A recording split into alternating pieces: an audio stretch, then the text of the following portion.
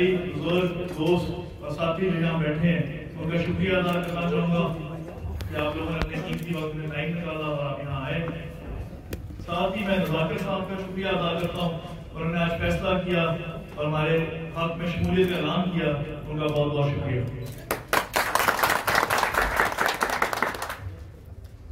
नज़ाकिर साहब को मैं बताना चाहूँगा और अपने तमाम साथियों को बताना चाहूँगा, अपने भाइयों को बताना चाहूँगा जिन्होंने आज ये फैसला किया है हमारे साथ शामिल होने का, कि आप एक सियासी जमात का हिस्सा नहीं बन रहे। इंशाअल्लाह ताला आपको वो इज्जत देंगे जो अपने खानदान वालों को देते हैं, और हमारे ज़ुहूर शहीद खानदान का हिस्सा बने, ना कि सिर्फ मुस्लिम लीग का हिस्सा बने। माशाअल्लाह। ज्यादा सियासी बातें मैं आज नहीं करूंगा। मुझे आप बादशाहों की बात ही बड़ी पसंद आई है कि आज ये दूसरा दिन है कि मुझे कहा गया कि जी खाने पे आपको बुला रहे हैं और आगे जलसा तैयार पड़ा था।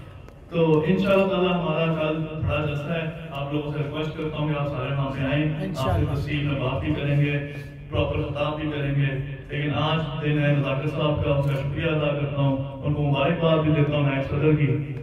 तो उनका बहुत बहुत शुक्रिया, आपकी मोहब्बत का बहुत बहुत शुक्रिया जो प्यार आपने दिखाया, जिसके इस्तेमाल किया।